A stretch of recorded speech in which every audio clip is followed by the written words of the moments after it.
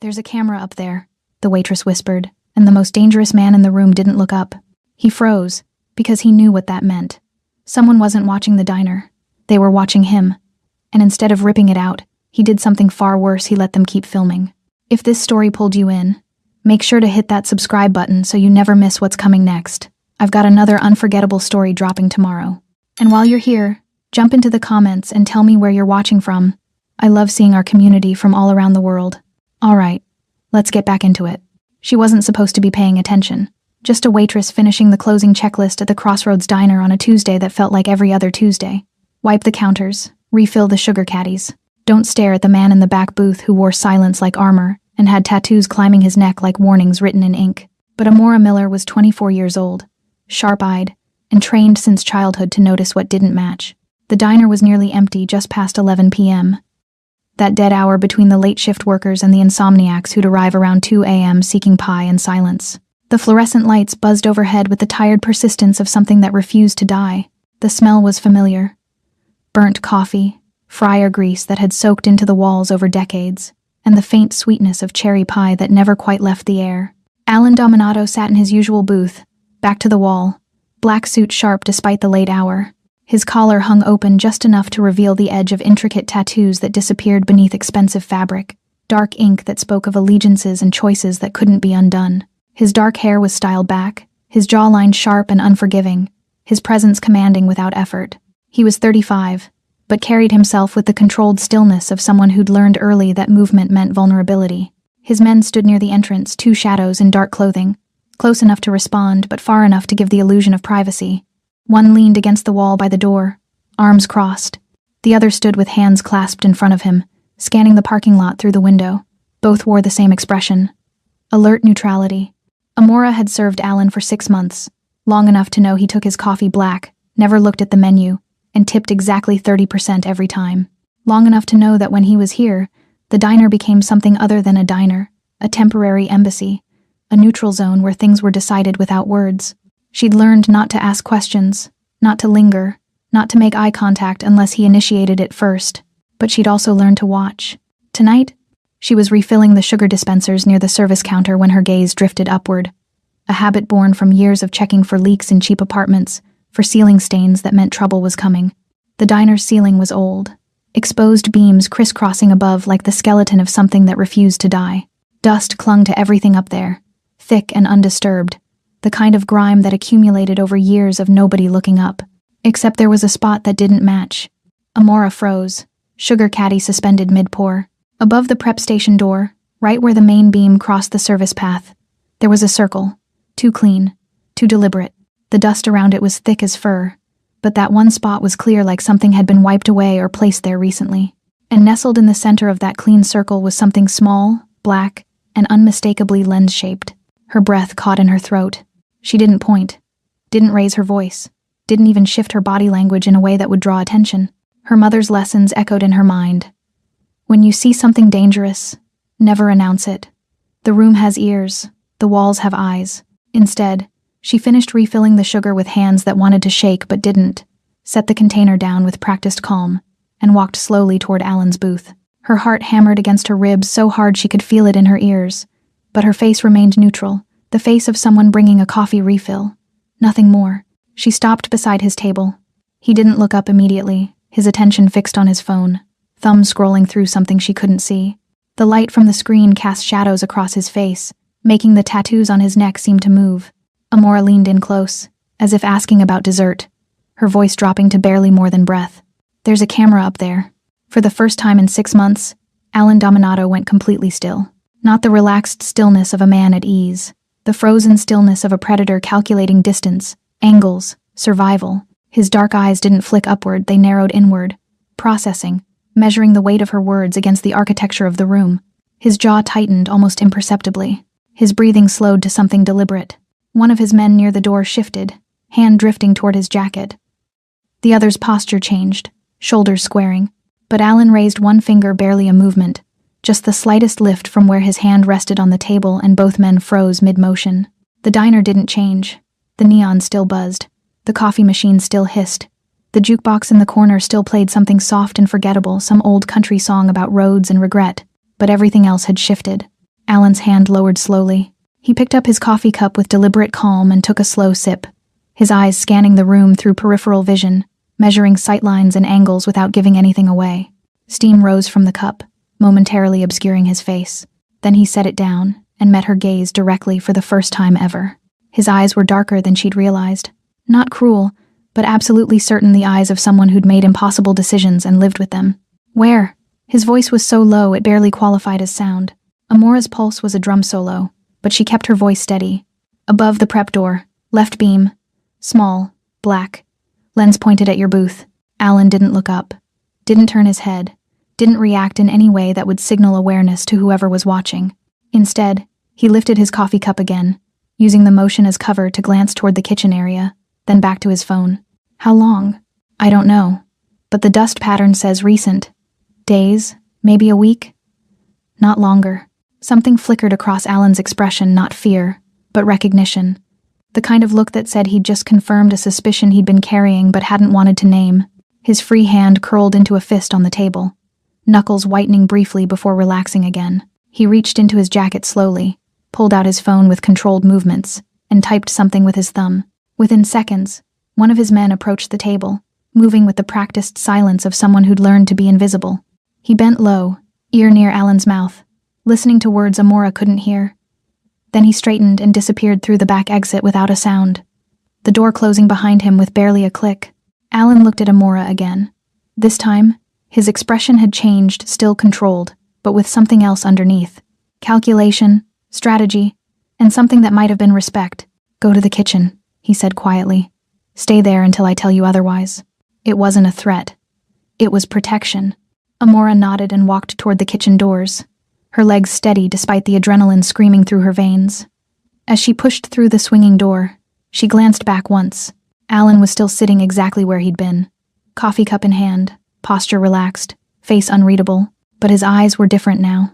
He wasn't just in the room anymore, he was hunting. The kitchen was hotter than the dining area, even at this late hour. Industrial ovens radiated stored heat, and the fluorescent lights overhead were brighter, harsher, turning everything into sharp edges and deep shadows. Amora stood near the prep station, arms crossed, trying to look busy while her mind raced through every possible outcome of what she'd just done. She'd whispered a warning to a man most people crossed the street to avoid. She'd told Alan Dominato, a man whose name appeared in newspapers with words like alleged and suspected, that someone was watching him. And now she was standing in a kitchen, waiting, while men in expensive suits made decisions she couldn't see. Through the small circular window in the swinging door, she could see Alan still sitting in his booth. He hadn't moved, hadn't changed position. To anyone watching, and someone definitely was, he looked like a man finishing his coffee, checking his phone, completely unaware that his world had just tilted sideways. But Amora could see the difference. The way his shoulders held tension he was carefully masking. The way his thumb scrolled across his phone screen with purpose now, not idle browsing. The way his eyes tracked movement without his head turning. He was performing normalcy while his mind worked through angles she couldn't begin to calculate. 5 minutes passed, then 10. The back door opened and the man who'd left earlier returned, moving with the same ghost-like silence. He approached Alan's booth, leaned in, spoke briefly. Alan's expression didn't change, but his hand tightened around his coffee cup for just a fraction of a second. Then he nodded once. The man pulled something from his jacket, a small tablet, the screen facing away from the camera's presumed angle, and set it on the table. Alan looked down at it, his face illuminated by blue light. Amora watched his jaw tighten, watched his breathing shift from controlled to something deeper, more dangerous. Whatever was on that screen confirmed something he hadn't wanted to believe. Alan stood slowly, buttoning his suit jacket with practiced ease, the motion smooth and unhurried. He pulled out his wallet, left cash on the table more than necessary, as always, and walked toward the kitchen, toward her. Amora's heart kicked into overdrive as the door swung open and Alan stepped into the harsh fluorescent light. Up close, away from the booth's shadows, she could see more details. The precise line of his beard, the small scar near his left eyebrow, the way the tattoos on his neck were actually words in a language she didn't recognize, wrapped in ornate designs that looked almost religious. "You were right," he said quietly, his voice cutting through the ambient hum of refrigerators and ventilation. "It's live, broadcasting." Amora's stomach dropped. To who? That's what we're going to find out. Alan's eyes studied her with an intensity that made her want to look away, but she forced herself to hold his gaze. "How did you spot it?" "I always look up," Amora said. Habit from growing up in bad apartments. You learn to check for problems before they become disasters. Something shifted in Alan's expression, not quite a smile, but a recognition of shared experience. Smart. My mother taught me, Amora said. She said people who survive aren't the ones who see everything. They're the ones who see what doesn't belong. Alan nodded slowly. Your mother was right. He glanced back toward the dining area, then returned his attention to her. The camera's been there for 3 days. Professional installation, hardwired into the building's electrical system. Signal routing through a private server. Not police? Amora asked. No. Alan's jaw tightened. Police would use different equipment. This is personal. The way he said personal made Amora's skin prickle. This wasn't about law enforcement. This was about someone watching Alan specifically, tracking his movements, his meetings, his behavior. Why here? She asked. Why this diner? Because this is where I feel safe, Alan said, and there was something almost vulnerable in the admission. This is neutral ground. Or it was supposed to be. Amora understood immediately. The diner wasn't just a meeting place, it was a sanctuary. A place where Alan could conduct business without the paranoia of his usual environments, and someone had violated that. What are you going to do? She asked. Alan was quiet for a long moment, his eyes distant, calculating. Then he looked at her with an expression she couldn't quite read. Nothing. Nothing? I'm going to leave it exactly where it is, Alan said. And I'm going to let whoever's watching think they're winning. Amora stared at him. That's insane. That's strategy. Alan's voice was calm, almost gentle, like he was explaining something to a student. If I tear it down, they know I've found it. They adapt. They disappear. I lose my chance to find out who's behind this. But they're watching everything you do. So I'll give them something to watch. Alan interrupted. Something that looks real but tells them exactly what I want them to know. He paused, studying her face. The question is, can I trust you? The words hung in the air between them, heavy with implication. Trust me with what? Amora asked carefully. With knowing this exists. With keeping your observations to yourself. With understanding that what happens in this diner over the next few days might look like one thing but mean something else entirely. Amora felt the weight of what he was asking. He was inviting her into something dangerous, something that existed in the shadows where people like her weren't supposed to go. Every instinct her mother had taught her said to walk away, to quit this job, to forget she'd ever noticed that camera. But another part of her, the part that had always been curious, that had always seen patterns others missed, wanted to understand. Wanted to know why someone would surveil a man like Alan Dominato. Wanted to see how this played out. I won't say anything, Amora said quietly. Alan studied her for another long moment, then nodded. You should go home. Regular time. Regular routine. Don't change anything. And tomorrow? Tomorrow you come back to work like tonight never happened. You serve coffee. You refill sugar caddies. You watch. His eyes locked onto hers with absolute certainty. But this time, you're watching for me. Before Amora could respond, Alan's phone buzzed. He glanced at it, his expression darkening. Problem? Amora asked. Development, Alan corrected. He looked back at her one more time. Thank you. For noticing. For telling me. Not everyone would have. Why not? Alan's smile was cold and knowing. Because most people prefer not to see. It's safer that way. He turned and walked back through the swinging door, leaving Amora alone in the too-bright kitchen with a choice she'd already made but didn't fully understand yet. She'd just become part of something she couldn't control. And somehow, that didn't frighten her as much as it should have. Amora didn't sleep that night. She lay in her studio apartment, 3rd floor, east side, where the streetlight bled through thin curtains and turned everything amber, staring at the ceiling and replaying the whisper over and over. There's a camera up there. 4 words that had changed something fundamental, though she couldn't yet name what. By morning, exhaustion had settled into her bones, but her mind was still racing. She showered, dressed in her usual uniform, black pants, white button-down, comfortable shoes, and stared at her reflection in the bathroom mirror. Her mother looked back at her. Same dark eyes, same sharp cheekbones, same expression of someone perpetually calculating risk. Elena Miller had been a housekeeper for wealthy families, moving through expensive homes like a ghost, learning to read people by the things they thought no one noticed. She'd taught Amora that survival wasn't about being the strongest or the smartest, it was about being the most observant. Watch their hands, Mija, not their faces. Hands tell you what they're about to do. Eyes tell you what they want you to think. Elena had died 3 years ago, cancer that spread faster than anyone expected, but her lessons remained. They'd kept Amora employed, kept her safe, kept her invisible in a world that preferred women like her to stay that way. Until last night, when she'd chosen to be seen. Amora arrived at the diner at 4 p.m. for the evening shift. The parking lot was half full, the dinner crowd trickling in. Inside, everything looked exactly the same. Same booths, same scratched counters, same jukebox playing songs that were old when her mother was young. But the camera was still there. She could see it now. Even from across the room, that small black circle above the prep door, nestled in dust that nobody else bothered to look at. Knowing it was there changed everything. Every customer became a potential threat. Every glance felt weighted with surveillance. Jerry, the day shift manager, nodded at her from behind the register. "You're on tables 1 through 8 tonight." Ramirez called in sick. "Got it," Amora said, tying her apron. The shift started normally. Families with tired kids, truckers ordering coffee and pie, a couple arguing in whispers over something that had started long before they'd entered the diner. Amora moved through it all with practiced efficiency, her body on autopilot while her mind stayed alert. Alan didn't arrive until almost 8 p.m. She saw him through the window first, the black Mercedes pulling into the lot, parking in the same spot he always used. He emerged alone this time. No visible security. Just a man in a dark suit walking through the early evening heat like he owned the air around him. When he entered, their eyes met for a fraction of a second. No acknowledgement, no signal, just a flicker of recognition before he moved to his usual booth. Amora gave him 5 minutes, then approached with a coffee pot and a menu he'd never open. "Evening," she said, her voice professionally neutral. "Coffee. Black," Alan replied, not looking up from his phone. She poured, noting the way he angled his body slightly away from the camera's direct line of sight. Casual, natural, but deliberate. As she turned to leave, he spoke quietly. 15 minutes. Back door. Bring your purse." Amora's hand tightened on the coffee pot, but she didn't react otherwise, just nodded once and walked away. 15 minutes felt like hours.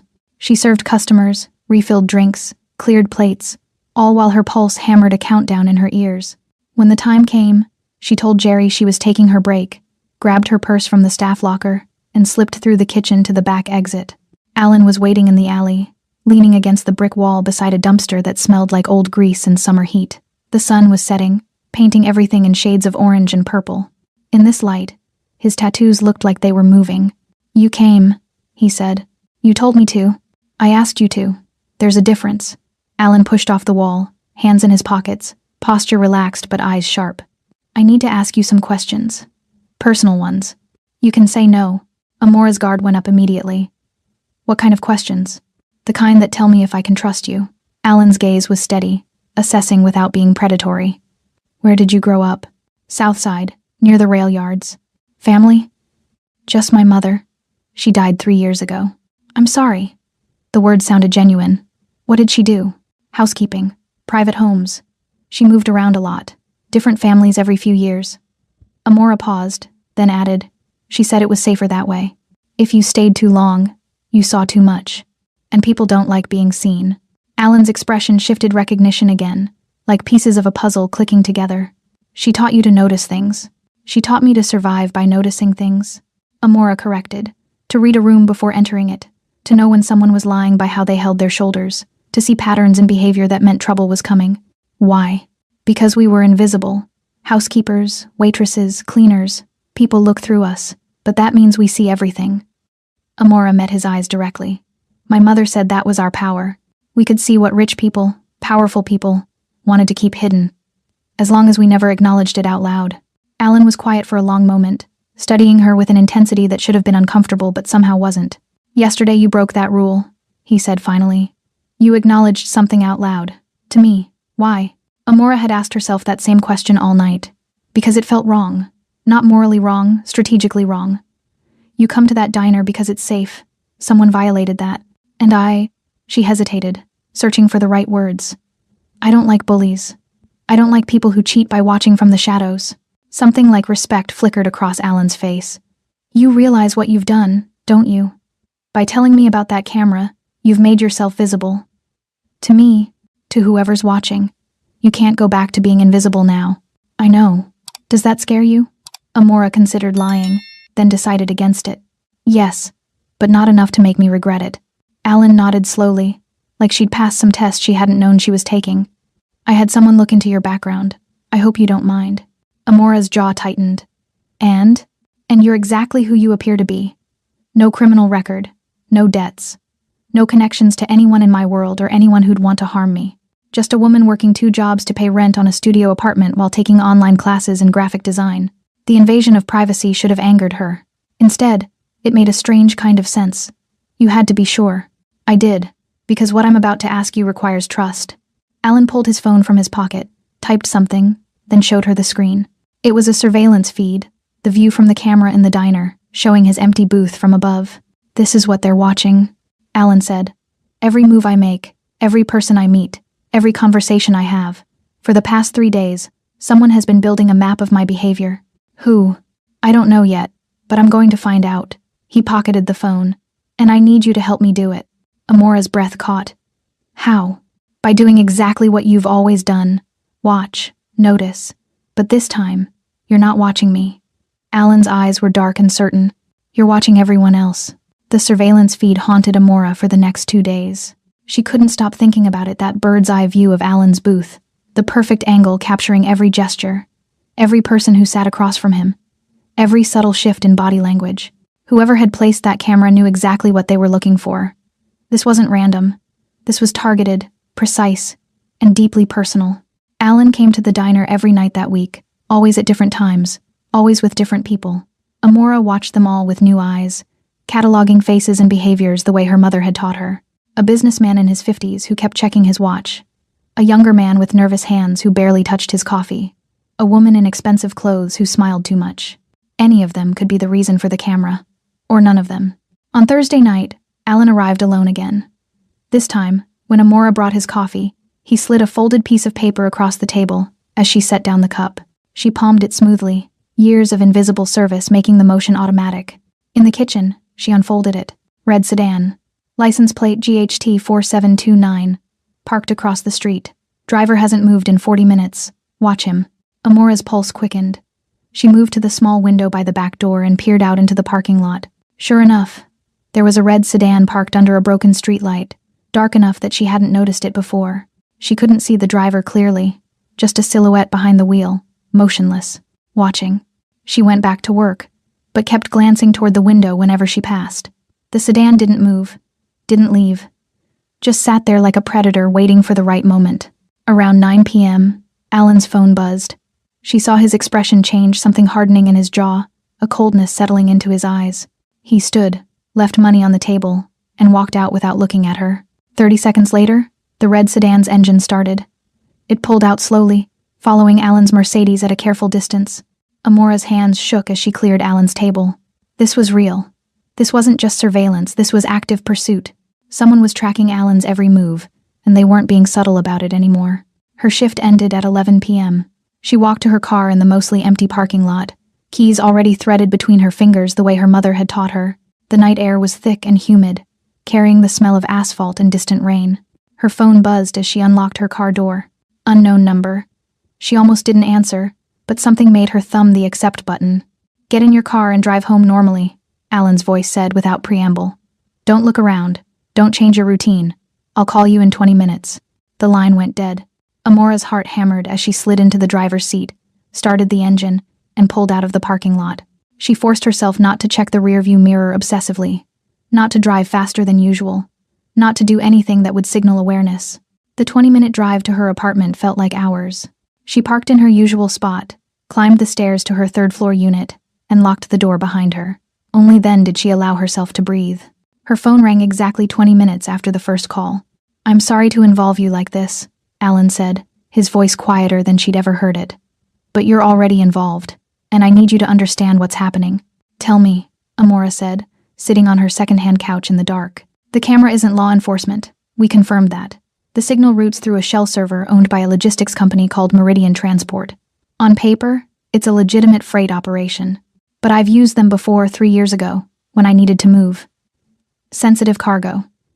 The owner is a man named Felix Crane, ex-military, very good at making things disappear. You think he's behind this? I thought he might be. Until tonight. Alan's voice tightened. My tech team traced the server access logs. The footage isn't just being recorded, it's being accessed in real time by 3 different IP addresses. One of them belongs to Crane, but the other 2, he paused. One is registered to an apartment in the financial district. Expensive. The kind of place you don't rent on a freight manager's salary. Who lives there? That's what I need to find out. But the third IP address is what concerns me. Another pause. Heavier this time. It's accessing the feed from inside my own organization. The words landed like a physical blow. Amora sat forward, gripping the phone tighter. Someone on your side is watching you? Not just watching. Selling my movements. My meetings. My patterns. Someone close enough to know where I'd feel safe is feeding that information to people who want to use it against me. Who? I have 3 possibilities. All of them people I've trusted for years. All of them with access to my schedule, my properties, my operations. Alan's voice was cold now, controlled fury beneath the surface. One of them is betraying me, and I can't move against them until I know which one. Amora's mind raced through the implications. So, you're going to let them keep watching. Let them think they're winning. Exactly. I'm going to give them a performance. Make them believe I'm vulnerable, distracted, making mistakes. And when they move to take advantage, he didn't finish the sentence. He didn't need to. What do you need from me? Amora asked. Keep doing what you're doing. Watch the diner. Watch who comes in, who sits with me, who reacts when things happen.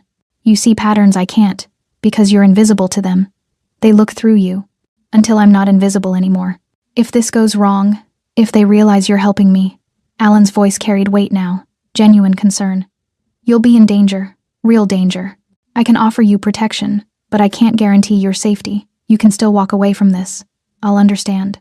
Amora thought about her mother, about all those years of watching from the shadows, about being invisible as a survival strategy, about how that invisibility had felt like armor but also like a cage. I'm not walking away, she said quietly. Why not? Because you're right. I see things. And what I see is someone being hunted by people who are supposed to be on his side. That's not just dangerous, it's wrong. And she searched for the right words. I'm tired of just watching. I want to do something that matters. Alan was quiet for a long moment. When he spoke again, his voice carried something new, not just respect, but genuine gratitude. Then we do this together. But carefully. Whoever's behind this has already demonstrated patience and resources. They won't hesitate to remove obstacles, including you. I understand. Good.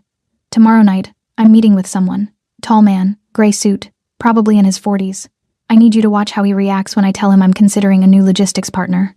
Watch his hands, his breathing, anything that seems off. Is he one of the 3? Amora asked. He's the first possibility, Alan confirmed. His name is Thomas Brennan. He's been with me for 8 years, manages my supply chain, has access to everything. And if he's not the leak, then we move to the next one, and the next, until we find who's selling me out. After the call ended, Amora sat in the darkness of her apartment, watching the streetlight paint amber shapes on her ceiling. She'd crossed a line she couldn't uncross. She was no longer just a waitress who'd noticed something wrong. She was part of a hunt now, and somewhere in the city, someone who thought they were winning was about to discover they'd been seen. Thomas Brennan arrived at the diner at exactly 8:47 p.m. on Friday night. Amora spotted him through the window tall, as Alan had described, wearing a gray suit that looked expensive but not flashy, the kind of clothing designed to project competence without drawing attention. He had salt and pepper hair cut short, a strong jaw, and the confident stride of someone accustomed to being respected. He slid into the booth across from Alan with the ease of familiarity, shaking his hand briefly before settling in. From across the diner, they looked like 2 businessmen discussing legitimate concerns over coffee and pie. But Amora knew better now. She approached their table with a pot of coffee and 2 menus, her expression professionally neutral. Evening, gentlemen. Can I start you with coffee? Please, Brennan said, offering her a polite smile that didn't quite reach his eyes. The smile of someone who'd learned to be charming without actually caring. Amora poured for both of them, noting the way Brennan's hands rested flat on the table, steady, controlled. Alan had taught her to watch the hands. People could control their faces, their voices, even their breathing if they were trained. But hands betrayed tension, revealed the micro-adjustments of someone preparing to lie or fight or flee. Brennan's hands were perfectly still. Thank you, Alan said, dismissing her with a slight nod. Amora returned to the counter but positioned herself where she could observe their booth in her peripheral vision. She refilled sugar caddies, wiped down already clean surfaces, and watched. Alan leaned back in his seat, coffee cup cradled in both hands, his posture relaxed. I wanted to talk to you about the Meridian transport situation, he said, his voice carrying just enough for Amora to hear from her position. I'm not satisfied with their recent performance. Brennan's expression shifted concern. Maybe. Or professional interest. What kind of issues are we talking about? Delayed shipments. Communication breakdowns. I'm starting to think we need alternatives. Alan took a sip of coffee, watching Brennan over the rim of his cup. I've been in contact with a company out of Newark. Smaller operation, but their reliability metrics are impressive. Amora watched Brennan's hands. They didn't move, didn't tense, didn't do anything that suggested the news troubled him. That's a significant change, Brennan said carefully. Meridian has handled our logistics for 3 years. There'll be transition costs, learning curves. Are you sure the problems justify that level of disruption? I'm sure I don't like surprises, Alan replied. And lately, Meridian has been full of them. Brennan nodded slowly, his expression thoughtful. If you want to explore alternatives, I can reach out to some contacts, get proposals. We should compare options before making any final decisions. I'd appreciate that, Alan said. But keep it quiet for now. I don't want word getting back to Crane before we're ready to move. Of course, discretion is critical in these situations. They continued talking for another 20 minutes, numbers, logistics, the kind of business discussion that would bore most people to sleep. But Amora watched Brennan's hands the entire time, looking for the tell Alan had warned her about. They never moved, never tensed, never betrayed anything except professional concern. When Brennan finally left, shaking Alan's hand again before walking out into the night, Amora caught Alan's eye briefly. He gave the slightest shake of his head. Not him. Or he's very, very good at lying. Later that night, after her shift ended, Amora found Alan waiting in the alley again. The air had cooled slightly, carrying the promise of rain that never seemed to arrive. Somewhere nearby, a dog barked endlessly at nothing. Well? Alan asked. His hands never moved, Amora said. Not once. Even when you mentioned switching companies. Even when you said Crane's name, nothing. Either he's not the leak, or he's had serious training. Alan nodded, his expression unreadable. Brennan was special operations before he came to work for me. Marines. 2 tours overseas. If anyone could control their physical tells, it's him. So we don't know anything. We know he didn't react the way a guilty person would. But that's not the same as innocent. Alan pulled out his phone, showed her a screenshot of access logs. The internal IP address accessed the surveillance feed 7 times today. 3 of those times were during Brennan's meeting with me. Amora's eyes widened. Someone was watching while you talked to him? Someone wanted to see how he'd react to what I said. Which means either Brennan is the leak and he's reporting back, or someone else is monitoring him to see if he's trustworthy. This is incredibly paranoid, Amora said. This is survival, Alan corrected. In my world, paranoia is just pattern recognition that hasn't been proven wrong yet. Thunder rumbled in the distance. The storm that had been threatening all week was finally moving in. What's the next step? Amora asked. Tomorrow night. Different meeting. Different person. Alan's jaw tightened. Isabella Russo. She manages my real estate holdings. 38 years old. Been with me for 6 years. Smart enough to run her own operation but stayed loyal when she could have branched out. You don't think it's her? I don't want it to be her, Alan corrected. There's a difference. She's godmother to my sister's kids. She's been to family dinners. But trust is a luxury I can't afford right now. Amora heard something in his voice, not quite pain, but something close. The cost of power, she realized, was measured in relationships that could never be fully trusted. What am I watching for this time? She asked. I'm going to tell her I'm concerned about one of our properties, a warehouse on the north side. I'm going to suggest it might be compromised, that we should move our inventory to a different location. Alan's eyes were dark in the alley's shadows. If she's the leak, that information will travel fast. My tech team will be monitoring the surveillance feed access logs. If someone checks the feed immediately after that conversation, we'll know. And if she's not the leak, then we move to possibility 3, and hope we're not wrong. Alan paused, studying her face. You're thinking something. I can see it, Amora acetated, then voiced the thought that had been building since Brennan's meeting. What if it's not just one person? What if multiple people are involved? Alan went very still. Explain. The camera provides surveillance. Someone inside your organization provides context, tells the watchers what they're seeing, what it means. And someone outside, maybe Crane, maybe someone else uses that information to plan whatever they're planning. 3 different roles, 3 different people. A conspiracy, Alan said quietly. Or a business arrangement. Information brokering. You said yourself that in your world, everything's transactional. Alan stared at her for a long moment, and Amora saw something shift in his expression, not surprise, but recognition. like she'd articulated something he'd been feeling but hadn't wanted to acknowledge. "If you're right," he said slowly, "then this is bigger than I thought, and more dangerous." The first drops of rain began to fall, fat and heavy, hitting the asphalt like accusations. "Go home," Alan said. "Get some rest. Tomorrow we find out if Isabella Russo is family or if she's business." Amora turned to leave, then stopped. "Alan?" "Yes. When this is over, when you find out who's betraying you, what happens to them?" Alan's expression went cold, distant. "That depends on why they did it. Money, I can understand. Fear, I can forgive. Ambition." He trailed off, then met her eyes directly. "Ambition that crosses into betrayal has only one ending." He didn't elaborate. He didn't need to. Amora walked to her car through the intensifying rain, feeling the weight of what she'd become part of. This wasn't just about surveillance anymore. This was about loyalty and betrayal, about power and its cost, about the moment when someone decided their ambition mattered more than their word. And somewhere in the city, someone was watching a feed, believing they were unseen, not knowing that the man they were hunting had become the hunter. Isabella Russo walked into the diner like she owned the world. She was striking in a way that commanded attention without demanding it. Dark hair pulled back in a sleek ponytail, crimson blouse under a black blazer, heels that clicked against the tile floor with rhythmic confidence. She carried herself with the assurance of someone who'd learned early that presence was power.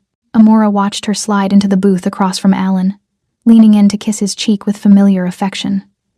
Not romantic, familial. The gesture of someone who'd earned proximity through years of loyalty.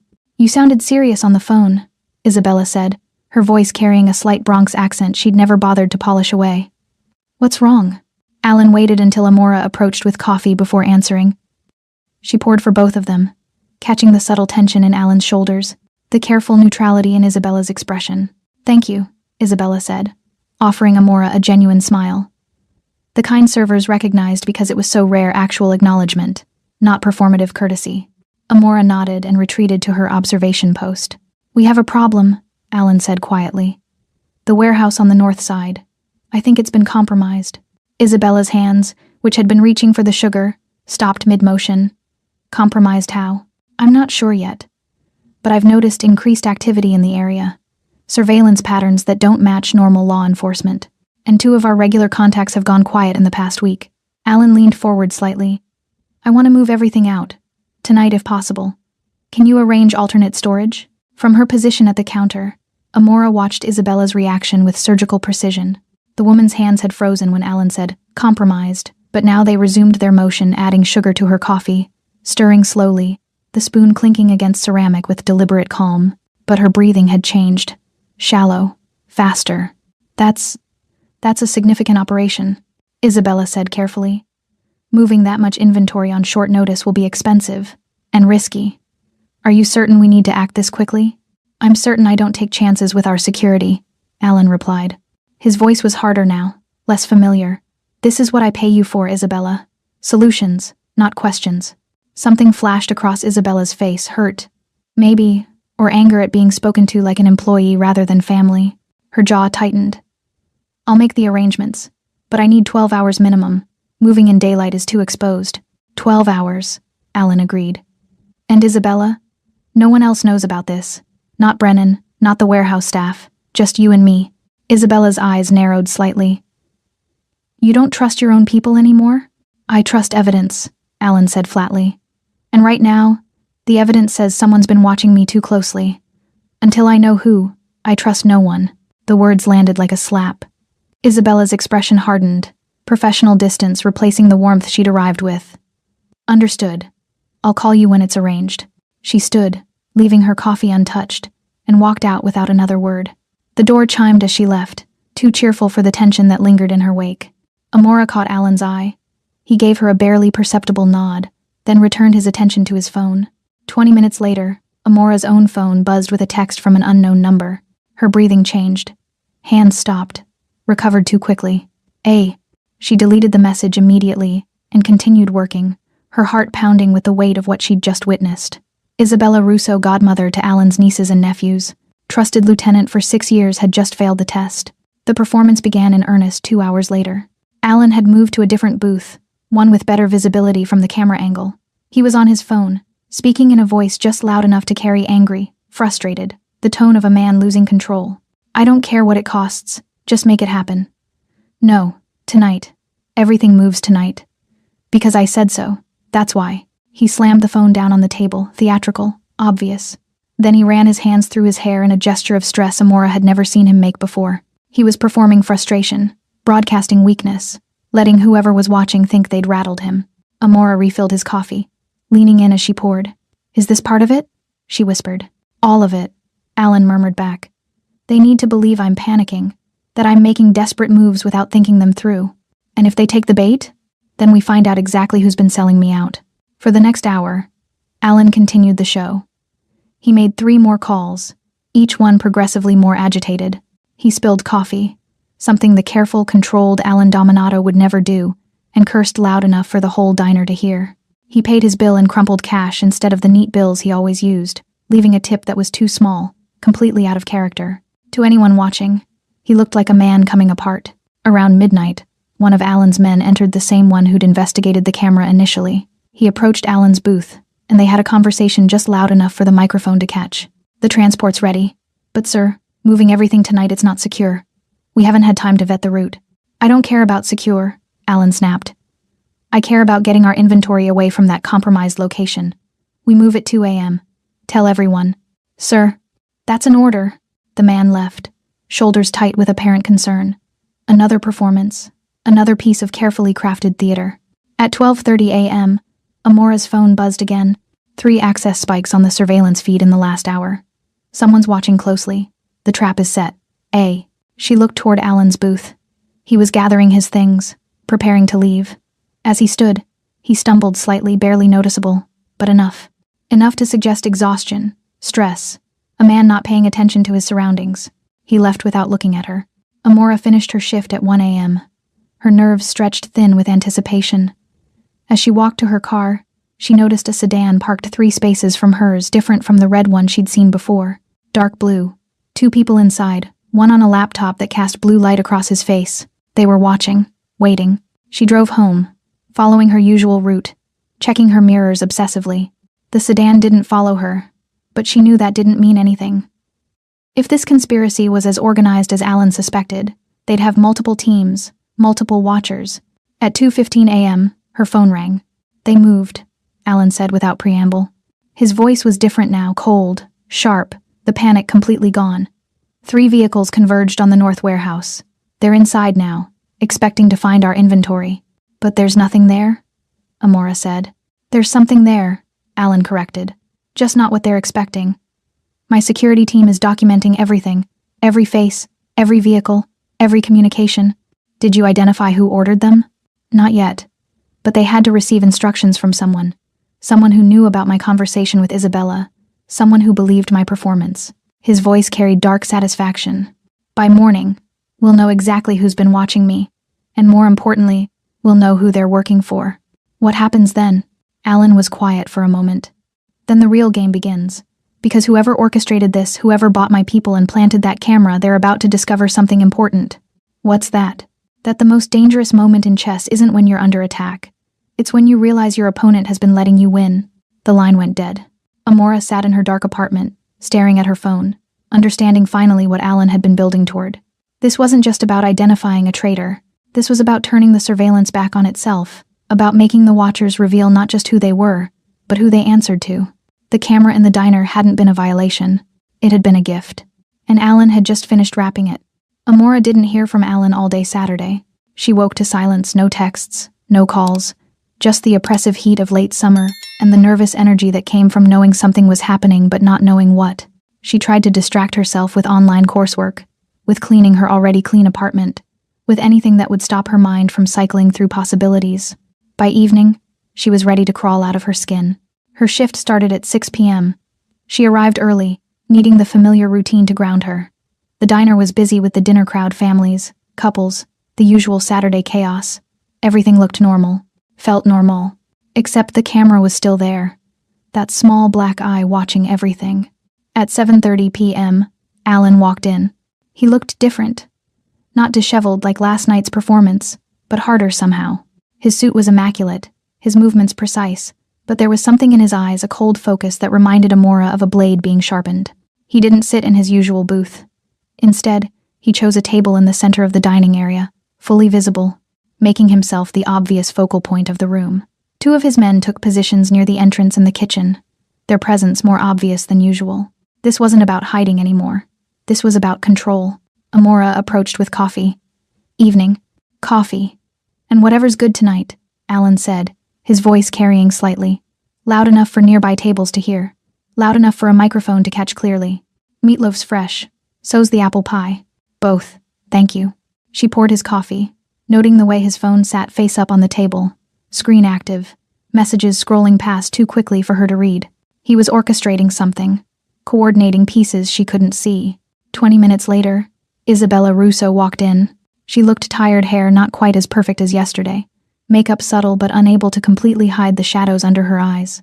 She scanned the diner until she found Alan, then walked over with the careful posture of someone approaching a minefield. "You wanted to see me," she said, not sitting down. "Sit." Alan's voice was flat, emotionless. Isabella sat, her hands folding on the table in front of her. Defensive body language. Amora had seen it before, people trying to make themselves smaller, less threatening. "The warehouse was raided last night," Alan said conversationally, like he was discussing the weather. 3 vehicles, 7 men. They came in expecting to find my inventory. Isabella's face went carefully neutral. "I heard. I was going to call you this morning, but you already knew," Alan interrupted. "Because you told them it would be there." The air between them crystallized. Isabella's hands tightened, knuckles going white. "Alan, I don't know what you're talking about." "Yes, you do." He pulled his phone around, showed her something on the screen. From her angle, Amora couldn't see what it was, but she saw Isabella's face go pale. "These are access logs from the surveillance feed. The camera in this diner that's been watching me for the past week. Every time I had a conversation here, someone accessed that feed within minutes. And the IP address traces back to your apartment." "Isabella, that's impossible. I don't—" "Your building, your floor, your unit." Alan's voice remained calm, but there was steel underneath. "You've been feeding information to Felix Crane for 3 months. Every meeting I take here, every decision I discuss, he's been building a map of my operations, and you've been providing the legend." Isabella's eyes glistened, but she didn't cry. She straightened in her seat, and something shifted in her expression, defiance replacing fear. "You want to know why?" Her voice was low, bitter. "Because you stopped seeing us. All of us. We became assets instead of people. Tools you used when convenient and discarded when you were done. I paid you exceptionally well to be that tool," Alan said coldly. "Money isn't loyalty, Alan. You used to understand that. You used to care about the people who worked for you. But somewhere along the way, you became exactly what you fought against: someone who values power over people. And selling me out to Crane was your solution? Crane offered me partnership, not employment partnership, a chance to build something of my own instead of being your eternal second in command." Isabella's voice cracked slightly. "I gave you 6 years.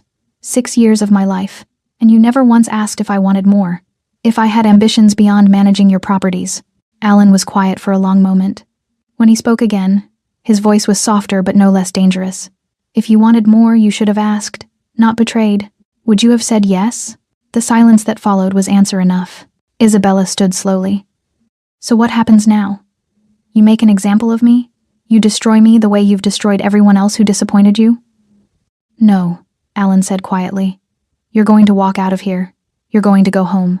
And tomorrow morning, you're going to receive a severance package generous. Because unlike you, I honor my commitments. But you're done in this city, Isabella. Every organization, every family, every legitimate business that matters, they'll know what you did. You'll rebuild somewhere else. Or you won't rebuild at all." "That's worse than killing me," Isabella whispered. "That's the point." Alan's eyes were hard. "I don't kill family. But I don't forget betrayal either." Isabella left without another word, her heels clicking against the floor with less confidence than when she'd arrived. The door chimed behind her, and just like that, 6 years of loyalty dissolved into nothing. Amora approached to clear the table, her hands shaking slightly. Was she the only one? No, Alan said quietly. She was the inside source. But someone else placed the camera. Someone else coordinated the raid. And someone else is paying for all of it. Crane? Crane is a middleman, a facilitator, but he's not ambitious enough to orchestrate this alone. Alan's jaw tightened. Someone wanted me distracted, vulnerable. They used Isabella to map my routines, used the camera to watch my reactions, and used Crane to coordinate the actual operation. Who? Before Alan could answer, his phone buzzed. He looked at it, and his expression went completely still, the kind of stillness that preceded violence. They're moving, he said quietly. Right now, they think I'm exposed, destabilized by Isabella's betrayal. They're making their play. What kind of play? Alan stood, pulling cash from his wallet and dropping it on the table too much, as always.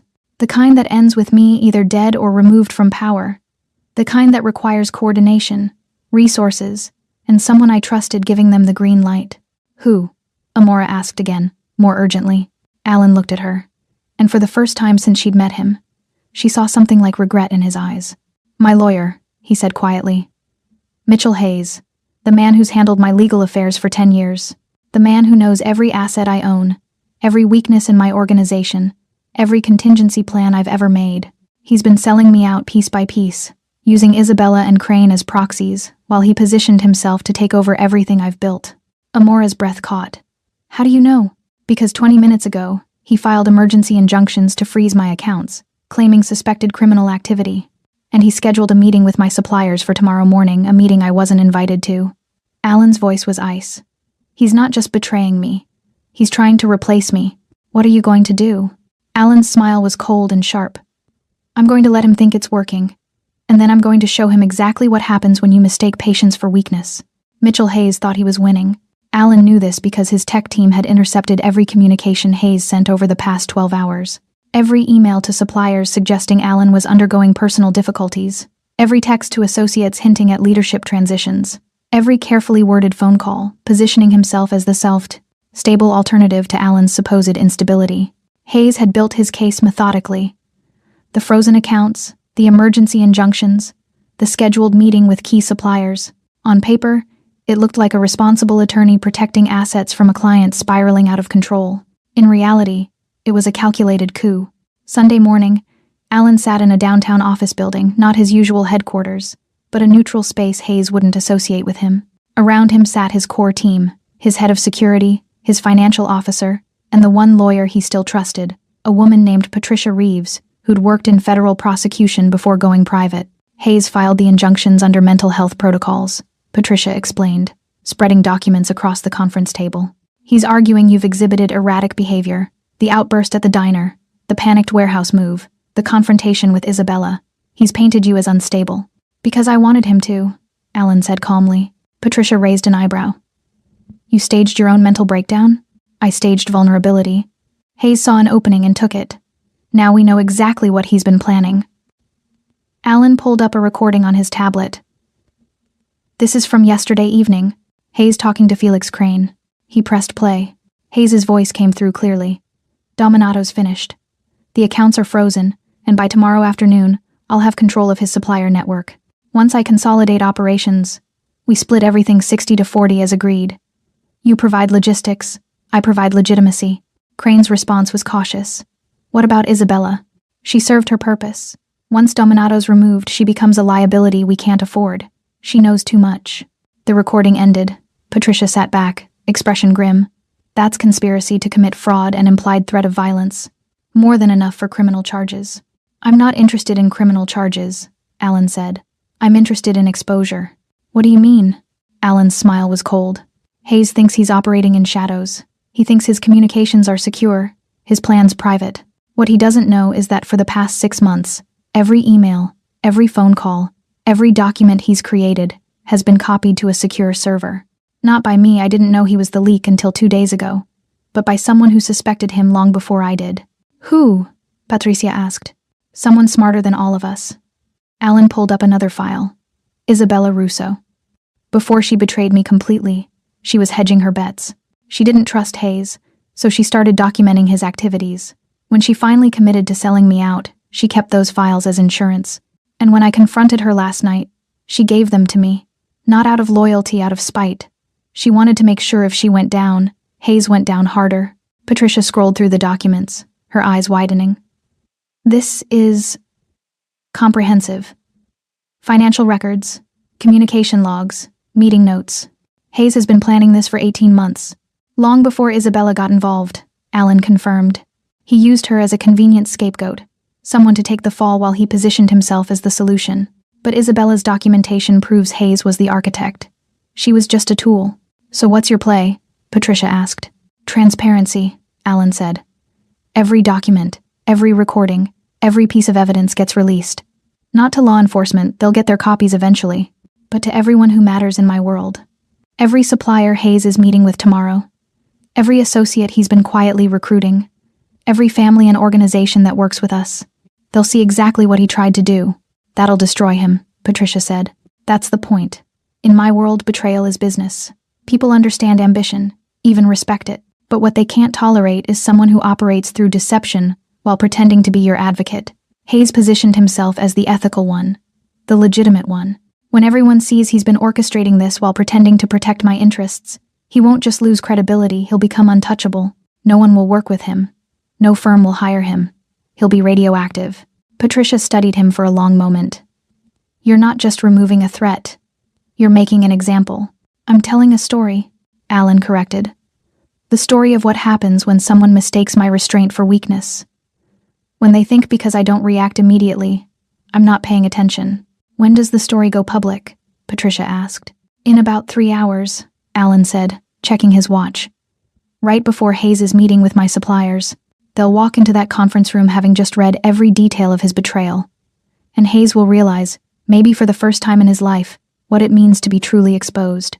At 11 a.m., Amora's phone buzzed with a news alert. She was home, unable to work, unable to do anything except wait for news. The alert was from a local business journal. Prominent attorney Mitchell Hayes under investigation for fraud conspiracy. She clicked through to the article. It was devastating, every scheme, every betrayal, every conversation documented with surgical precision. The journalist had clearly been given exclusive access to a massive data dump, and they'd published it all. By noon, it was everywhere. Financial news sites, legal blogs, even mainstream media picked it up, the story of a trusted attorney who tried to orchestrate a takeover of his own client's empire. Her phone rang. Alan, did you see? He asked. Everyone's seeing it, Amora replied. It's viral. Hayes is finished. Hayes is a cautionary tale, Alan corrected. About surveillance, about trust, about the fact that in the digital age, nothing stays hidden forever. The camera, Amora said suddenly. Are you going to remove it now? No, Alan said. I'm going to leave it exactly where it is, because whoever hired Hayes, whoever provided the initial funding for this operation, they're still out there. And now they're going to be very, very nervous. You're using it as bait again. I'm using it as a message. Whoever's watching now knows that I found their camera, identified their conspiracy, and dismantled it without ever revealing how much I knew until it was too late.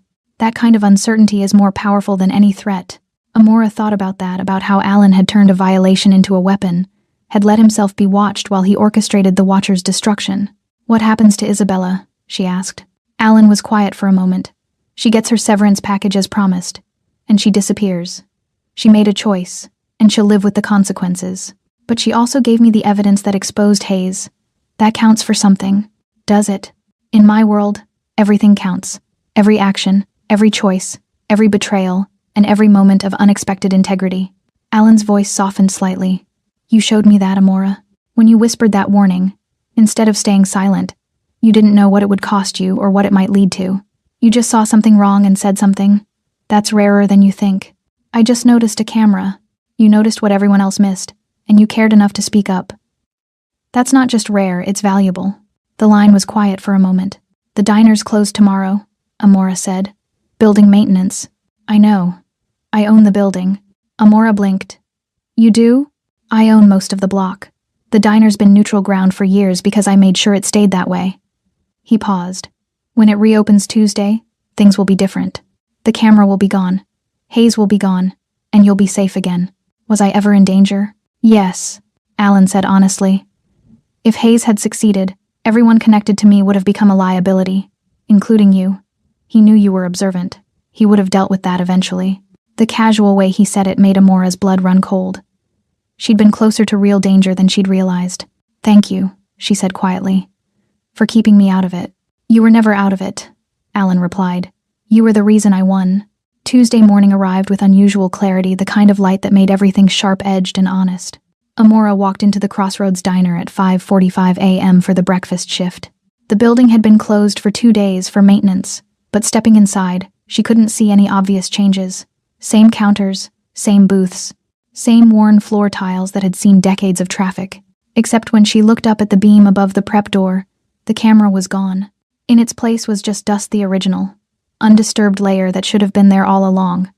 Like the violation had never happened. Like the past 2 weeks had been some fever dream she'd imagined. But her hands remembered the tremor when she'd whispered that warning. Her pulse remembered the spike of fear every time she'd watched someone sit across from Alan, knowing they might be selling him out. Her mind remembered every careful observation, every calculated word, every moment of being more than invisible. Jerry was already behind the counter, starting the coffee machines. He nodded at her. Building inspector found some electrical issues. Got them fixed. We're good now. Good, Amora said, tying her apron. She wondered if Jerry knew what had really been fixed. Probably not.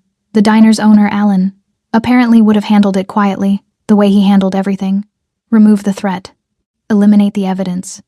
Return to normal as if normal had never been interrupted. The morning shift was steady but unremarkable. Regulars ordered their usual breakfasts. Truckers came and went.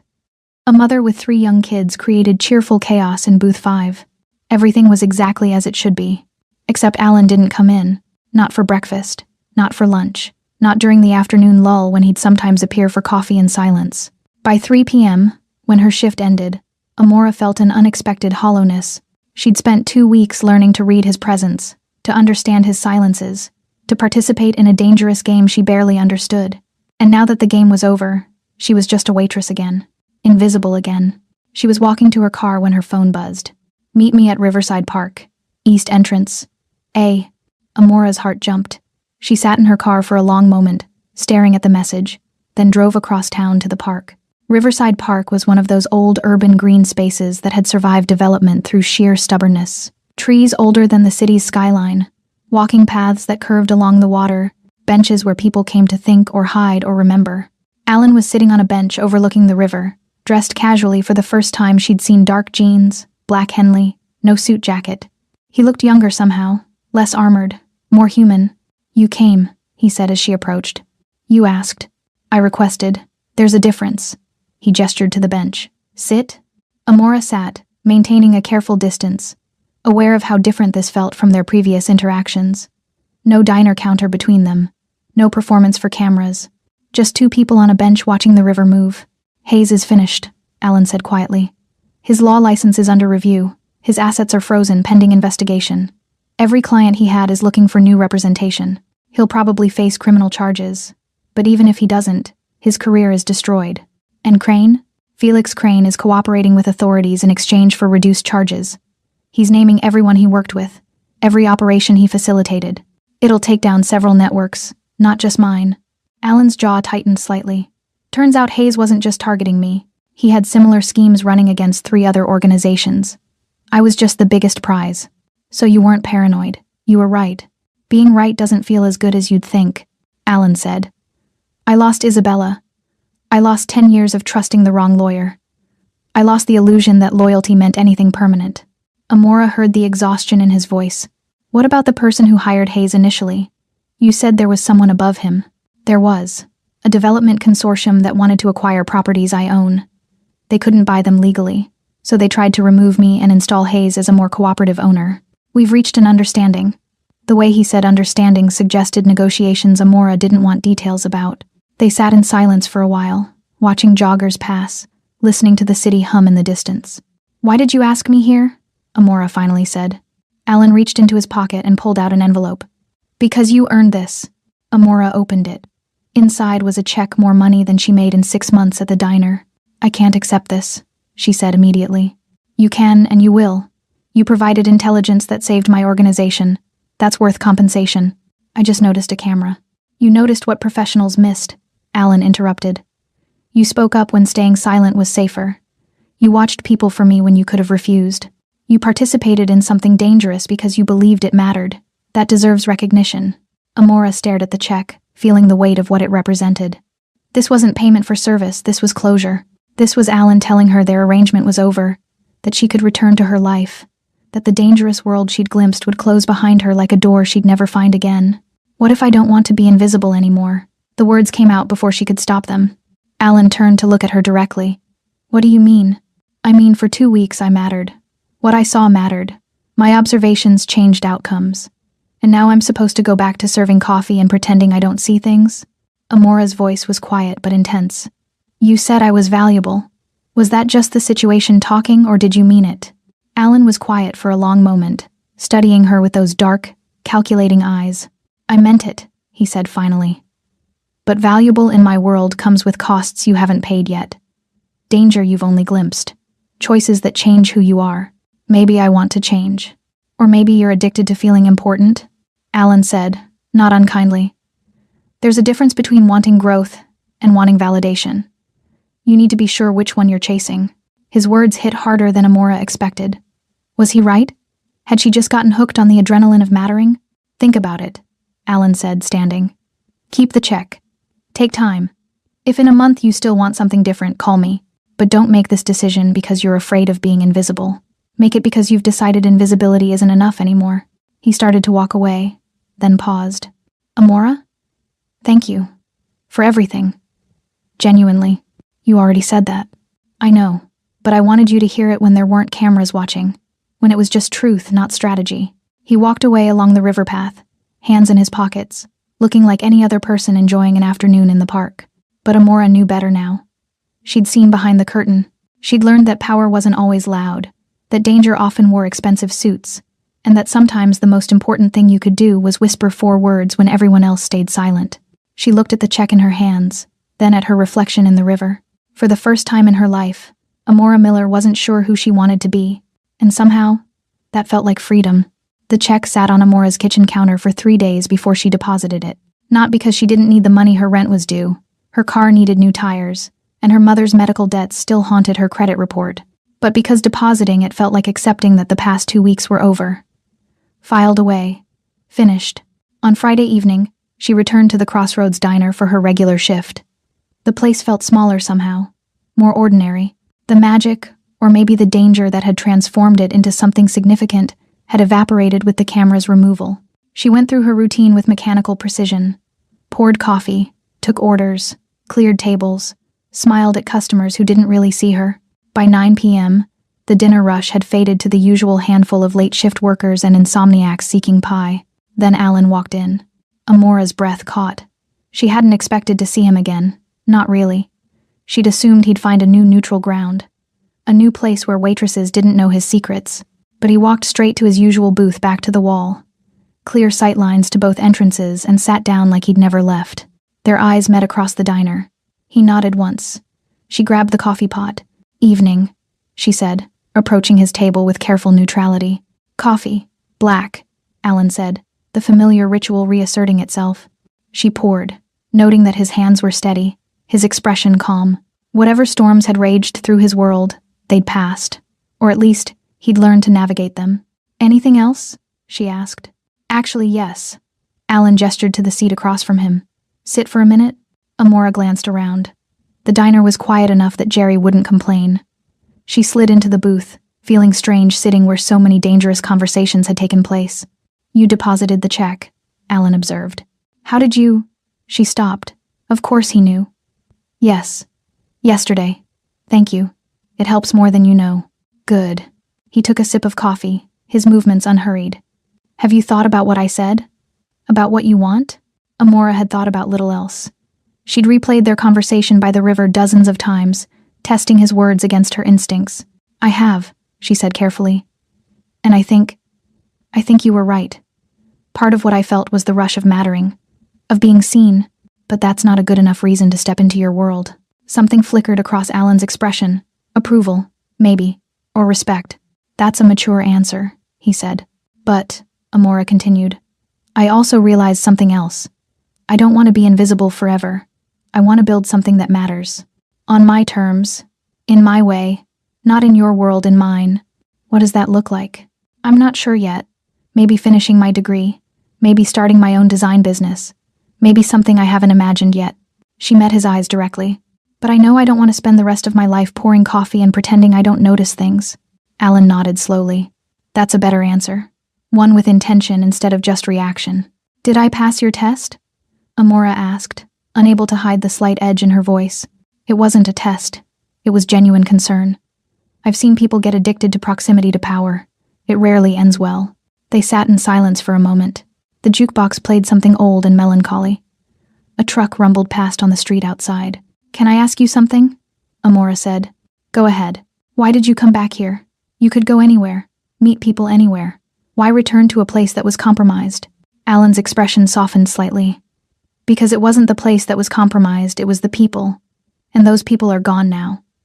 This diner is still what it always was. Neutral ground. Safe ground. Sometimes you don't abandon a place just because it was violated. Sometimes you reclaim it." Amora understood what he meant. The camera was gone, but the memory of surveillance remained.